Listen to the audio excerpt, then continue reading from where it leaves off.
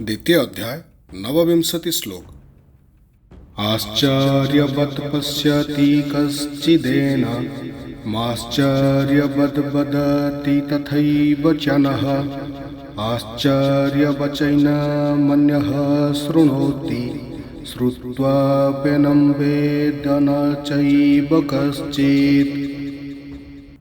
भगवान बोले, कुछ लोग आत्मा को एक आश्चर्य के रूप में देखते हैं, कुछ लोग इसे आश्चर्य बताते हैं और कुछ लोग इसे आश्चर्य के रूप में सुनते हैं, जबकि अन्य लोग इसके विषय में सुनकर भी कुछ समझ नहीं पाते।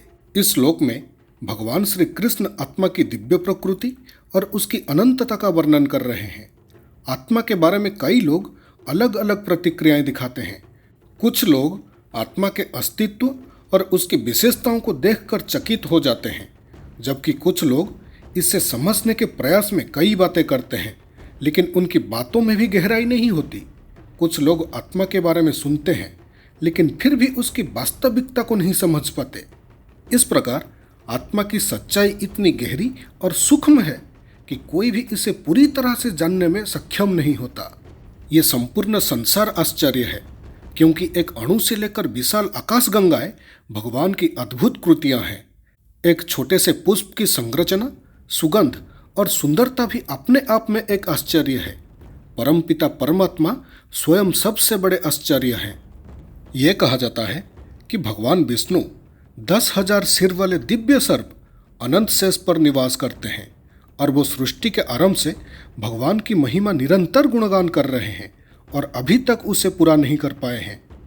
क्योंकि आत्मा भगवान का अंश है, अतः यह संसार के किसी भी पदार्थ से अधिक आश्चर्यजनक है, क्योंकि इसका भौतिक अस्तित्व अनुभवातीत एवं दुर्बोध है।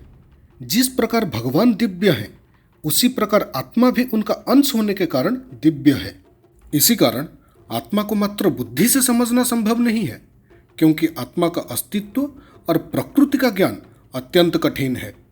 कठ उपनिषद में वर्णन किया गया है, श्रवणायापि बहुभीर्यो न लभ्यः शृण्वन्तोपि बहवो यम न विद्युः आश्चर्यो वक्ता कुशलोस्य लब्धाश्चर्यो ज्ञाता कुशलानुशिष्टः। अर्थात एक आत्मज्ञानी गुरु को पाना अत्यंत दुर्लभ है। आत्मज्ञान के विषय में ऐसे गुरु का उपदेश सुनने का अवसर भी बहुत कम मिलता है। यदि परम सौभाग्य से ऐसा अवसर मिलता भी है, तब ऐसे शिष्य बहुत कम मिलते हैं जो आत्मा के विषय को समझ सके। ऐसे में जब उनके अथक प्रयासों के पश्चात भी बहुसंख्यक लोग आत्मा का ज्ञान प्राप्त करने या इसको समझने के इच्छुक ना हो, तब सिद्ध पुरुषों को कभी निराश नहीं होना चाहिए। इस श्लोक के माध्यम से भगवान श्री कृष्ण ये सिखाते हैं कि आत्मा की वास्तविकता को समझना एक गहन और सूक्ष्म प्रक्रिया है और ये केवल साधना और ज्ञान के माध्यम से ही संभव है।